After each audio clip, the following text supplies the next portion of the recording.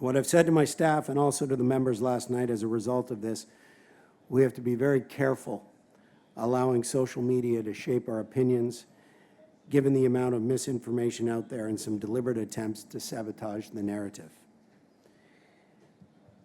I was saying to Scott, I think I read the other day that Twitter takes down about 1 million bots a day.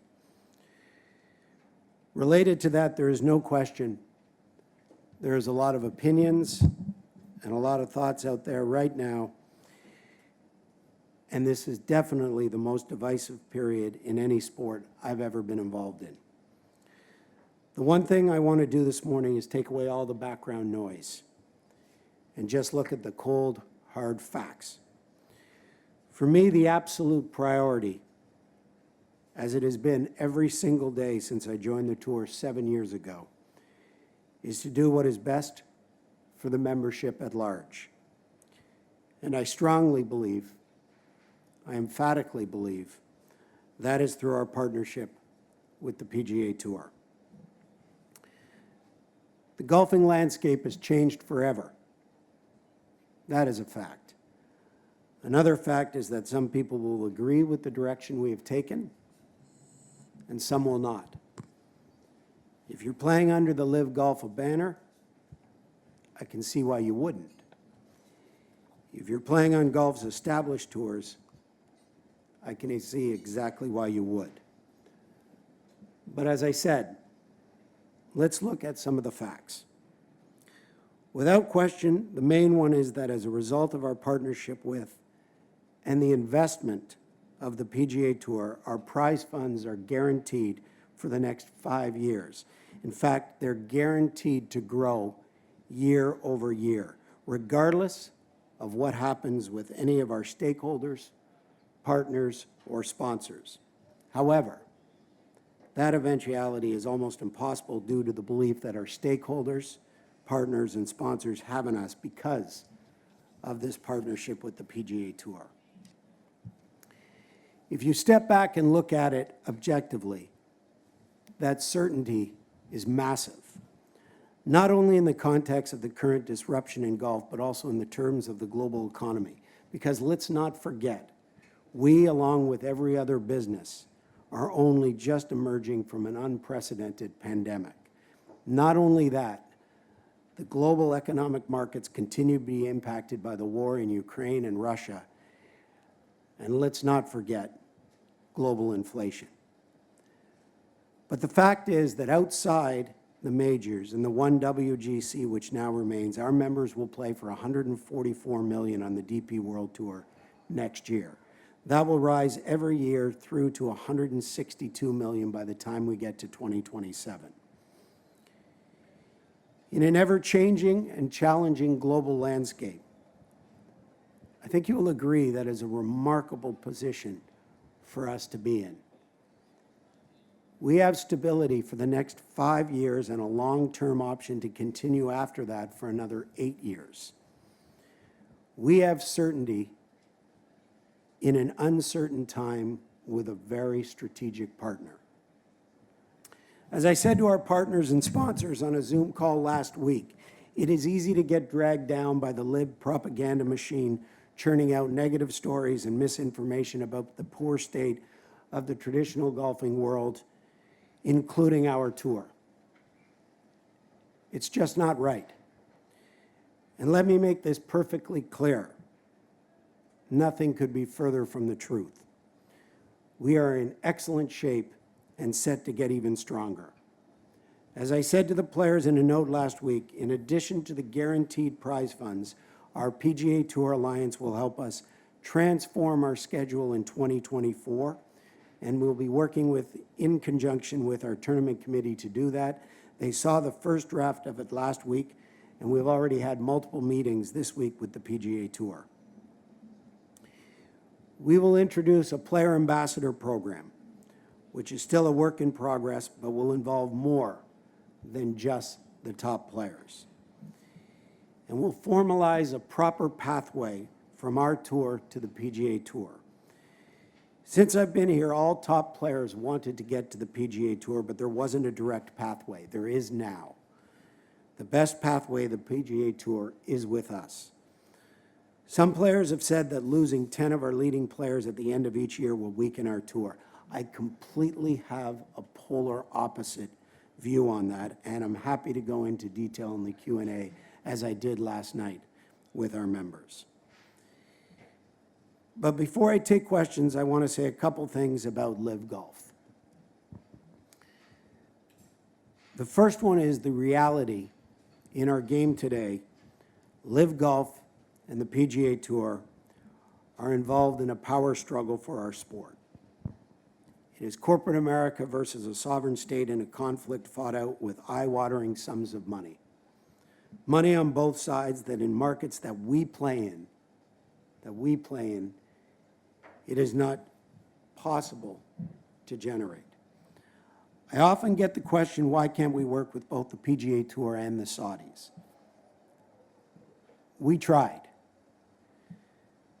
But the Saudis remain determined to set up a new series outside of the current ecosystem.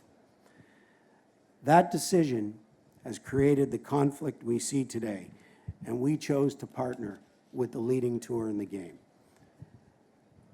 Some people might not agree with that decision, but it's a decision we feel is the right thing to do for all our members, bringing the benefits of such an alliance to each and every one of the 326 players on the DP World Tour, not to just a small portion of the 48. I don't care what business you come from. In any walk of life, you stand by your partners. Even if you are criticized for the decision you have taken, you stand by that decision and you stand by your partners. It's the right thing to do. We have done that, and the PGA Tour have done that by us too. I know that many people still quote the Malta Meeting and the supposed $1 billion offer that was made to us by Gulf Saudi, which is a large part of the reason behind the claim that we missed an opportunity with the Saudis. There's only one word to describe that claim, and that is fictitious. I genuinely do not know how many times I can make this point. And you can ask any member of our board of directors, and they will unanimously confirm that it was not an offer, it was not a deal, it was merely a marketing presentation put together on behalf of Gulf Saudi. When it was reviewed at our board of directors on September 7, 2021, it was dismissed. I'd love to share the actual document with you, but we have no intention of sharing a document that isn't ours to share. In many ways, I wish I could, because it would put to bed all this speculation once and for all.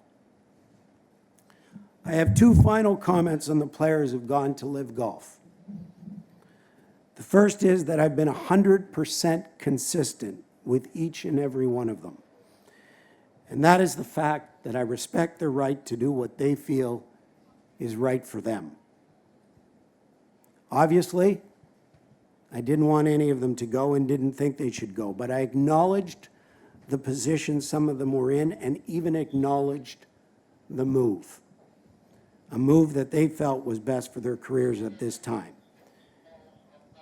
I've seen a lot of media coverage about such conversations, but it's interesting that always these players only tell half the story to you guys. Yes, I didn't begrudge any of them for going, but the point they never mention in these articles is the key point I made to all of them. Namely, make your move, go, and do what you think is best for your career. But do not then begrudge the consequence of your actions, because I explained to each and every one of them, there will be consequences. The other request to the players was, please do not show disrespect towards the tour which gave you a platform to build your career. Disrespect by constantly parroting LIV's talking points and commenting negatively on our tour. Some players have followed that letter and that request perfectly. Louis Oosthuizen being a prime example, as I said to the players last night, and which has been reported in some of the sections of the media this morning. He called me. He could not have handled his departure from the tour in a more classy and professional manner, both in his terms of correspondence with us, and he has not said one word against us publicly since. He's a gentleman, and I wish him nothing but the best. Others, however, have not conducted themselves in that way. And that is my biggest personal disappointment over the past few months. Some of these players have said we are a feeder tour, and even made a suggestion that we're headed towards being the 5th tour in the world. A feeder tour is a tour that exists purely to allow players to get to the next level. The Challenge Tour is a feeder tour. The Corn Ferry Tour is a feeder tour. I'll ask you, is this week a tournament that is on a feeder tour? A tournament that have sold out crowds, television coverage around the world in 150 countries, 5 of the top 15 players in the world, a tournament with 150 accredited media? Was our first co-sanctioned event with the PGA Tour in Scotland, where 14 of the top 15 players played, a tournament, would that appear on a feeder tour? I could go on and on. Italy next week, for example, with the current US Open champion Matthew Fitzpatrick teeing it up. No is the answer to all these questions. So can we please just stop the feeder tour nonsense once and for all? And as to the point of heading towards being the world's 5th tour, one of our members who is playing here this week actually said that. It's unbelievable. And again, let's look at the facts. If the metrics for determining the top tours in the world is just money, then the #1 tour is the PGA Tour, always has been. You could argue that the LIV Invitational Series is #2. But the Asian Tour, 22.5 million, Corn Ferry, 20 million, Japan, 28 million, Australia, 5.8, Sunshine Tour, 7.4. Totaling all their prize funds together comes to just half of our tour.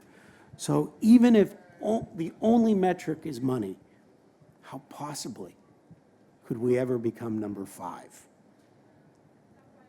But I genuinely, personally, don't believe the metric should be just prize fund. Playing opportunities, number of tournaments, number of countries, number of broadcast partners, the quality of our sponsors, different nationalities of our players, the total number of members, innovation both inside and outside the ropes, inclusivity, including embracing the women's game, what you saw yesterday with golfers with a disability and our ability to develop a world tour for golfers with a disability. If those are the metrics, and I haven't even mentioned the Ryder Cup, which we operate in Europe, then we are not only golf's global tour, but we are also unquestionably the #2 tour in the world by a country mile. Yet one of our players said we are on the way to being #5. Wow. But we move on. We do so with renewed energy and vigor in every area of our tour. We have, weather permitting, the prospect of an unbelievable tournament this week, and the tournament is fully sold out for the first time on Friday, Saturday, and Sunday. We have a terrific Italian Open next week on the Ryder Cup course at Marco Simone, with a field headlined by the 2 guys in the media this afternoon that I know you'll talk about and talk with, Rory McIlroy and Matthew Fitzpatrick. I'm sure you will enjoy asking them about Marco Simone in Italy next week. So enjoy this week, enjoy the next weeks, but rest assured, our tour is in a healthy and prosperous position and set to get even stronger through our partnership with the PGA Tour. So thank you again for the time, and I will now open the floor up to questions. Thank you, Keith. As I said, we'll open up to some questions now. As always, please raise your hand, and the microphones on either side will come to you. John, shall we start with your good self? Keith, you made some great points this morning, and you also talked about all the nonsense and the misconceptions that have been out there. Do you feel like you should have said this earlier? I mean, it seems like there's been a long period of almost silence from your side of the court, if you like. I think there were a lot of things that we were in the midst of doing, John. This is certainly a changing environment, and it's changing rapidly and quickly. Scott and I had that dialogue a number of different times. We thought we would sit back, listen. We've talked to our members. We've been into the player lounge repeatedly. Thought this would be the appropriate time to talk to the media. Martin, please. Keith, you talked about the 2024 schedule and seeing a draft of that. Are you able to give us a little flavour of that, what that might look like? We showed the first draft to the tournament committee last week. There are meetings with the tournament committee members who will help shape that over the next couple of weeks with Ben Cowan, our Chief Tournament Officer, and Keith Waters, our Chief Operating Officer.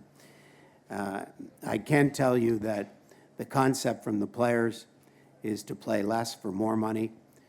We have that opportunity now with the new investment from the PGA Tour. That's what the schedule looks like. We weren't able to expedite it to get it in place with 2023. We started meetings yesterday morning with the PGA Tour on the 2024 schedule, how we are aligning on that. So there's a lot to come on it, but to be honest, coming out of the tournament committee meeting and showing them that schedule, and we had a 5-hour tournament committee meeting, and if you call a 5-hour meeting good or great, any meeting that's 5 hours, if you can call it really productive, is a very positive, and it was more than productive. I think if you talk to any of the tournament committee members, they're energized about it, and we're going to do it with them, and it's exciting.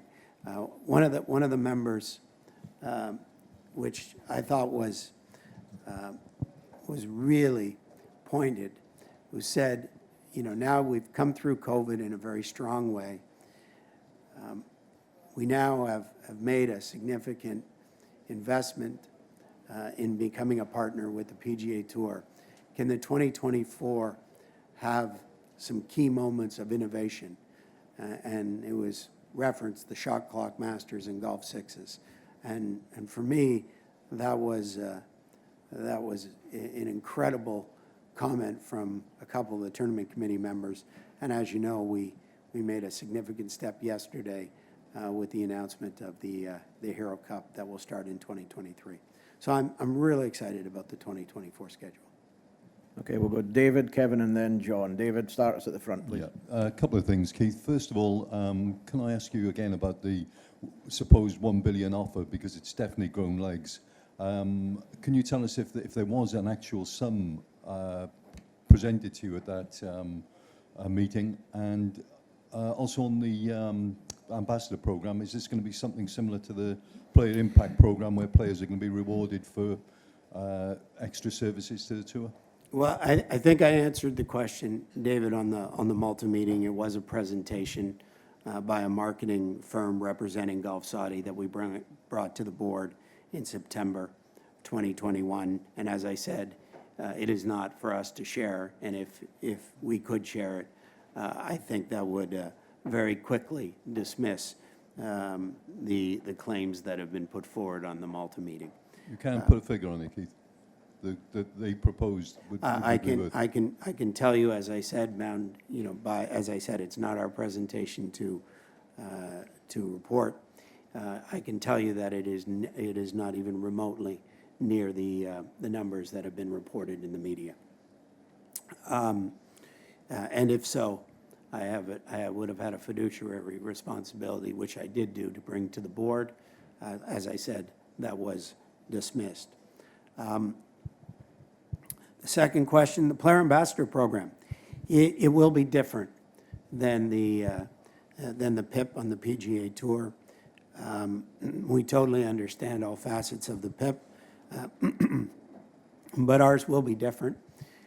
It has 4 components to it, including impact players playing in some of the events that we would like them playing in.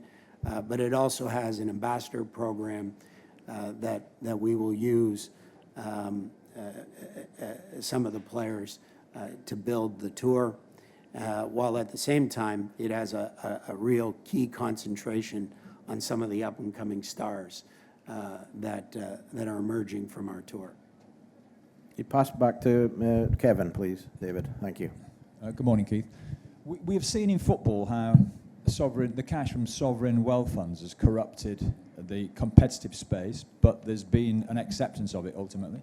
It's not gone away. Why in golf is there not an acceptance of the new circumstances and the vast amount of wealth that I think you have admitted is not going away? Why are you not talking to these people, and why is there not a solution in the way that some of the players expressed yesterday? John Rahm, for example, was hoping that there could be a dialogue. Well, I'll say 2 things to that. You know, we brought Golf Saudi into the game. We have worked, and in that conversation in Malta, we had suggested a pathway of how they could work inside the ecosystem. They've elected to work outside the ecosystem at this particular time. I'm on the board of the LET and grateful for the Aramco sponsorship of the LET. They work inside the ecosystem in Premier League football with Newcastle United, and with a Canadian Formula One driver in Lance Stroll, and Aston Martin. They work inside. We have tried, and I believe that we have tried and suggested that on a number of occasions, and I won't go into the deep detail of it, but we have tried, and they have decided to try to take on the establishment at this particular time. I want to, and I'll take the opportunity because some of the players have asked, well, how can you let players for years on the PGA Tour play on your tour, but not allow LIV players to play? And I will acknowledge over time that the PGA Tour have been a competitor, but they've been a partner at the exact same time. They were partners in the WGCs, they were partners in the IGF, the International Golf Federation, partners in the World Golf Hall of Fame. They were competitors, but at the same time, we had an understanding that we'd release our players on our respective tours. But the biggest difference is that we stayed in each other's lanes. They didn't stage events in Europe, and we didn't stage events in the US. LIV's first event was in our territory in the UK. And there is talk, and people are asking me now about Valderrama. They're talking to every one of our stakeholders, every one of our partners, every one of our broadcasters. You may have noticed that the Asian Tour has taken an event that we had in Morocco. We have, incidentally, a meeting with Valderrama this coming Friday, and no contract has been signed. But they have made them an offer. So they are a competitor. And that is a different distinction than what the PGA Tour has been over many years. They were a competitor, but a partner at the same time. John, please. Keith, this Malta meeting, it seems odd to me that the two sides should be so far apart from a meeting. You and McGinley made a very eloquent defense of it. I think he said he'd go to his grave saying that it wasn't an offer.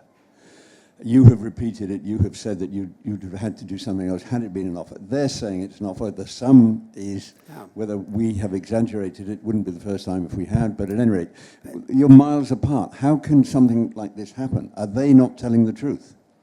John, I think you should, it's a question for them. I think it's a question for them in the document that they presented. Actually said in the actual document, it was not an offer. So it's a question for them. In the document. So if we found the document, we could see that. If they share you the entire document, it will tell you right there that it is not an offer. Okay, Ewan, down the front, please. Keith, I'm sure you saw, but both John and Billy yesterday said that while they accepted in technical terms the LIV guys could play here, they understood why they were uneasy with it on a kind of ethical and sporting business basis. Given the strength of feeling you've articulated this morning, do you agree with them? Are you uneasy with this situation here this week? It's really irrelevant of what I believe. My role is to enforce the rules and regulations that are put in place by the membership and our membership handbook. And what I don't believe it is okay to break the rules and regulations without consequences. But it's irrelevant whether I believe they should be here or not. Yes. Yeah. Keith, congratulations on the amazing sale of tickets for this week's event. But more generally, do you think there is an opportunity to look at the format of 72-hole tournament golf and introduce new formats to attract audiences both on television and in person? And is the presence of LIV Golf, the activities of LIV Golf, somehow happening because the tour has been rather slow in developing those opportunities itself? No, I think we've been and our track record shows that we've led in innovation. I've said, and I haven't said this for a while, I always believe that the 72-hole tournament represents the rich heritage, tradition, and magical component of our game. And it's interesting that you know, when we started to develop formats of innovative formats and taking those through the tournament committee back in 2016, you know, prior to COVID, the Shot Clock Masters, Golf Sixes, the event that we had in Cyprus, I believe there is room for some innovative, different formats throughout the year periodically. But the magic of the game is the 72-hole tournament meritocracy.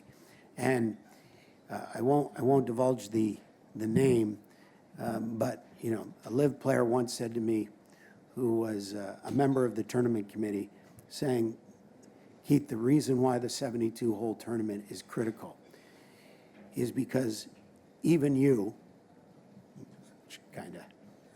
said even you might, highly unlikely, be able to beat me over 9 holes. But there's no chance you'd ever be able to beat me over 72 holes.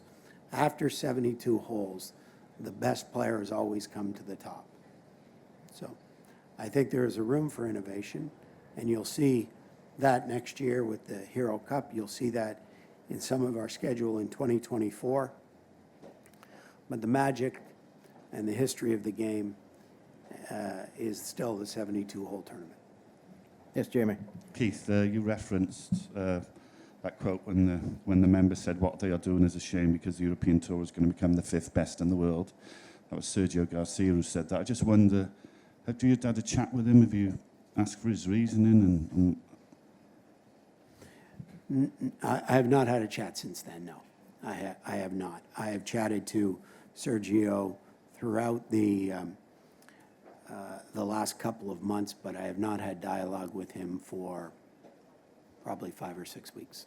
And just on the AGM and last night's players meeting, you had LIV players there asking questions off. I was told it was like they were reading off lawyers' notes. Were you surprised, or did you expect it? They came to the AGM, and the AGM is to really approve the 2022 financials and such. And the chairman ran that meeting, however, allowed for some questions which we answered. Last night's meeting was very short, and there were a couple of questions from LIV players that I think we answered, and the meeting was over in a very short time. Okay, we'll go to Phil, then to Riath, and then Neil. So Phil, please. Keith, your disciplinary response to those LIV players has been different to the PGA Tour for various reasons, no doubt, but can you give us any idea what you expect to be the result in February when the full case is heard? Yeah, excellent question. We are in a live claim, and there is only so much detail I'm permitted to divulge. As you're making reference to, the players, based on what transpired over the last month back in July 4th, I believe, at Sports Resolution, that permitted the players to stay or extend suspensions, which really, kind of easier way to explain it is put them on pause.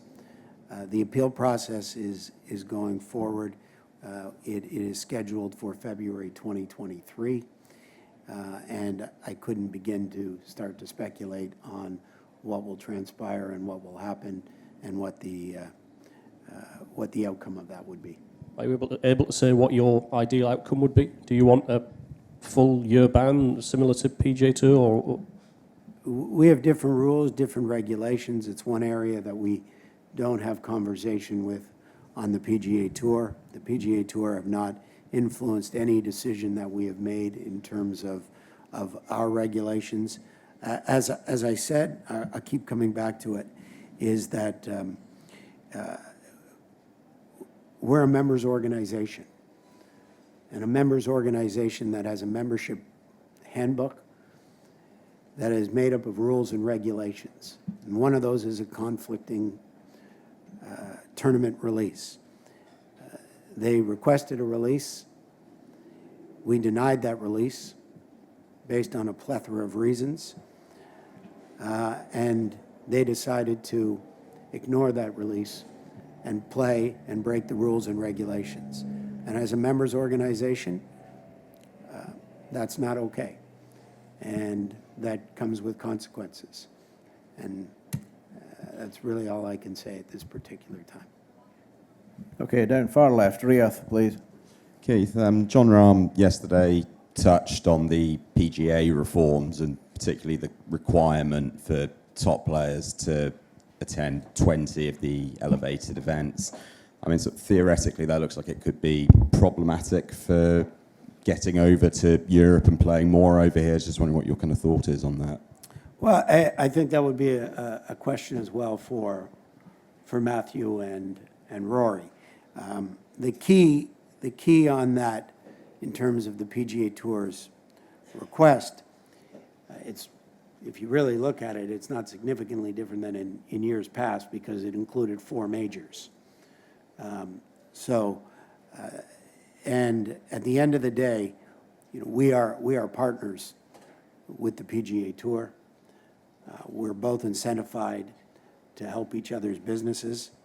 And it is important that there is top player participation here on the DP World Tour, hence the concept of the Player Ambassador Program.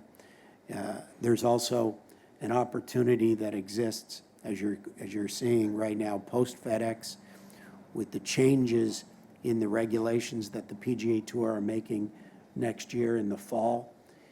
It gives us a real opportunity. If you look at the next, we were talking yesterday, and again, it was very exciting when we talked yesterday about, we're playing here at Wentworth, Italy, France, Spain, Scotland,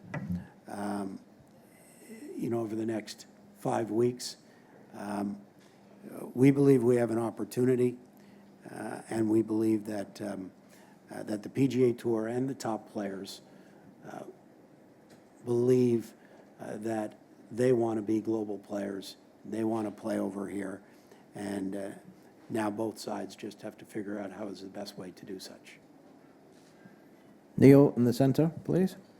Keith, a couple if I could. One large scale. Do you have any qualms on moral grounds on Saudi involvement in golf? And on a much smaller scale, I think you've asked the players not to wear LIV branded clothes this week. If they do, what happens? In our rules and regulations, and as I said, it is if you break our rules and regulations and we ask you not to break the rules and regulations, then there's consequences. There is nothing prohibiting them from wearing LIV clothing.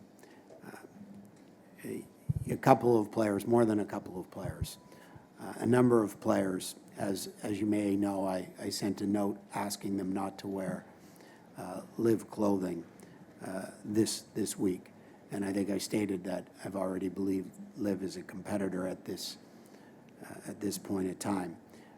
And as a result, it wouldn't be prudent and really good for us if they were featured on Saturday or Sunday in the hunt wearing LIV clothing. So I've politely asked them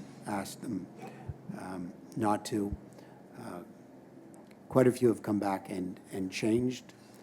There was one player individually who reacted incredibly positively and who was planning to wear it, and then actually got some of his merchandise shipped over not to wear it, and I appreciated that. In terms of your second question, as I said, we made that decision back in 2018, in the fall of 2018 was when the press conference that we had in Saudi with His Excellency and Princess Rima, and I said then, and I say it now, sports and politics, we focus on the sports side, and so that is, I don't really have much more to say on that. Tom, you have a question? Other side of the aisle? Given all the uncertainty at the moment, do you worry about major sponsors renewing their contracts going forwards? No, I don't. I really don't. We have an unbelievable collection of partners. We're one of the few organizations, and this is, to be honest, a tribute to Guy Kinnings and his team, that we didn't lose one partner during COVID, and we have exceeded our revenue targets, exceeded the marketplace, the sports marketplace from a commercial side, way above our expectations. Our partners have been wonderful during this time, and one of the reasons is they know and they believe in our partnership with the PGA Tour, and they believe that they're going to be part of something that is special. Okay, I think we have time for a couple more. Henrik, on the far right, please. Yeah, you alluded to 24 playing less. Can you put any numbers or approximate percentages on what you're aiming for? I can't go into the details because those are the details that are going to be discussed with the tournament committee. And it was mentioned at our board whether that was a direction of the players. It was a direction of the players. We will elevate the Challenge Tour as well in terms of prize fund, but there will be less events for more money at each event, geared towards getting stronger fields and giving the young and up-and-coming players a chance to play. Okay, last question, Kevin. No pressure. Make it a good one. Keith, I'll try and make you smile. We've seen a lot of world-class players go to LIV. For them, what you're offering, and you're obviously proud and with your offering and your relationship with the PGA Tour, it's not enough. How do you stop?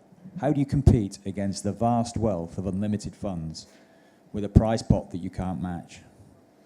Well, I think if you look at, you know, when I talk about the 10 players, and I pulled this out yesterday as I was just going into the player meeting. You know, the likes of Ryan Fox, Adrian Meronk, Thurston Lawrence, Ewan Ferguson, Jordan Smith, Hurley Long, Pablo. You know, if it was to end today, would all get PGA Tour cards, play on an average ahead of the Korn Ferry card, play an average of 25 to 27 times for even double the money. That's our job as a members organization. As I said, you know, players have a decision to make. We can't compete with the money, but we can compete with the heritage, the history, tournaments that require a true meritocracy and a pure competition. And somebody said to me, what would you do if a LIV player won this week? And I said I'd go up and I would shake his hand and I said, you've beaten 143 players in a 72-hole tournament, which we believe is a true testament to the game of golf that has been built and that John Jacobs built since 1972. Okay, Ewan, seeing as you're there. Keith, sorry, if a LIV player came back to you in the next 6 months, 12 months and said, I've made a terrible mistake, I made a bad judgment call, I want to come back and play in the DP World Tour, what would the response be? Well, I would say that would be a hypothetical situation at this particular time, and I tend not to speak on hypothetical situations. But if that does happen, I would have a conversation with the individual.